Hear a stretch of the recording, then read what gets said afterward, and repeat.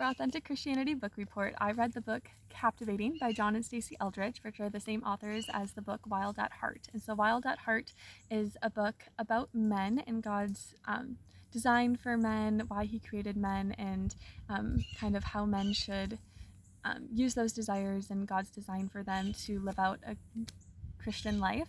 And so Captivating is the women's book, so it talks about why God created women, his design for women, and how to live that out in a Christian lifestyle here on earth. And so I got to read Captivating, which again is just kind of all about really unveiling the mystery of a woman's soul. And so this was so eye-opening because, you know, there's so many times that we don't really define much in the church and we just kind of like expect that everybody knows everything. And so this book really kind of breaks down and defines what a Christian woman is, defines why God created women, defines what God's design is for women, and really kind of helps you to realize that, you know, the desires that you have and the feelings and the emotions that we have as women, why we have them and why God would place them in our lives. And so the main three things that they talk about in this book about what women desire and what women want are to be romanced,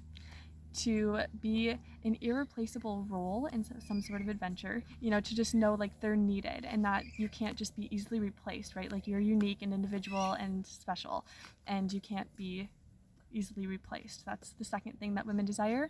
And then the third thing that women desire is to be to have beauty and to be beautiful and to unveil their full beauty, which of course goes farther than just an outward appearance of beauty, but also an inner beauty as well. So those are the three main things that the book kind of talks about and then kind of breaks that down. And so the first thing that really caught my eye was literally like, I don't even know if it was in the introduction part or chapter 1, but Stasi talks about how women feel at the same time that they are both too much and not enough. And I can definitely relate to that, you know, of being like, oh, I'm just too much for anybody to handle. Am I ever going to find somebody that's going to be able to handle me, or am I just too much? But then at the same time feeling like, oh, I'm just never enough. I'm not enough, not good enough, not beautiful enough, like whatever that statement is, right? Just not enough. And so that pulled me in right away because those are feelings that I've definitely had and can relate to. And so for them to break that down and be able to get those lies out of my head is so amazing.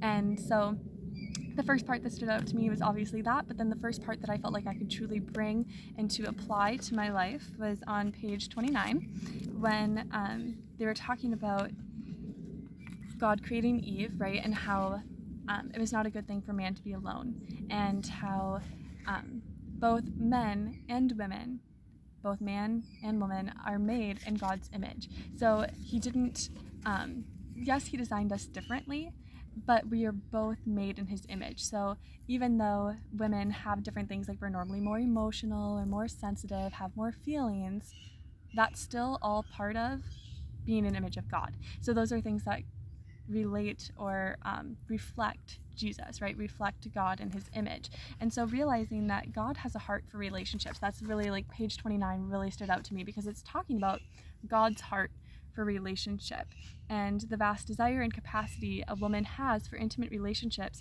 tells us of God's vast desire and capacity for intimate relationships. So the reasons that I have those desires or those thoughts and feelings that way is because that's how God designed me, because that's how God is too. And so realizing that that's not something crazy women, hormonal, emotional, oh my goodness, that's actually something that God has as well, and I get to live that out. I get to be that example and fulfilling that purpose that he put in me. So that was something that really stood out to me and like made me realize like I'm not crazy. That's actually how God designed me to be, and that's a totally normal thing. So that was the first thing that I'm gonna take and apply to my life and be able to remind myself of that every time that I'm feeling like, oh, this must just be like a woman thing, this must be like a worldly thing. It's like, no, God has a heart for relationships too. God has a heart for relationships, for people, and that's where I get that from. So that's not something to be ashamed of or feel guilty of. That's something to actually embrace and really fulfill why he gave me that desire and that purpose. And then the other thing was on page 104, which talks all about forgiveness. So this isn't something that's like specific to women. This is just a general thing to know, but it's all about forgiveness and talking about how Neil Anderson has this quote in here that says, "Don't wait to forgive until you feel like forgiving, because you will never get there. Feelings take time to heal after the choice to forgive is made," and realizing that forgiveness is a choice. It's not something that I feel like, okay, I feel like I'm ready to forgive this person now. It's like, no, it's a choice that I'm going to actively make. Because Stasi at the beginning of this chapter talks about how bitterness and unforgiveness set their hooks deep in our hearts. They are chains that hold us captive to the wounds and the messages of those wounds. So until you forgive, you remain their prisoner. And that was something that took me the longest time to realize, that in this season of unforgiveness, of like when you're not forgiving somebody, or when you choose to forgive somebody, it's not about them, it's really about you, and letting yourself be free from the ties and the chains that Stasi explained here in this book. And so realizing that forgiving is not something that you wait upon to know, like, okay, I feel ready. It's something that you're going to choose to do, and you're going to be able to move on from that. And that was something that I really needed to hear about a specific relationship in my life that I've not forgiven the person for. But this is something that I'm going to be able to bring forward from just today as well, or from, this time of reading this book. It's something that I'm going to be able to use in the future, because people aren't perfect. There's going to be other relationships, other people in my life that there's going to be something that happens, and I'm going to have to forgive them. And what I really also liked what the book talked about here is, we're not going to look at, this person that we're trying to forgive, and I'm not going to say, it doesn't really matter, or like, oh yeah, I actually deserved that. No, you're going to validate your feelings. You're going to say, that hurt. I feel pain. What that person did was wrong. But in the midst of all of that, you're still going to choose forgiveness anyways. So those are the two main things that I learned from the book Captivating.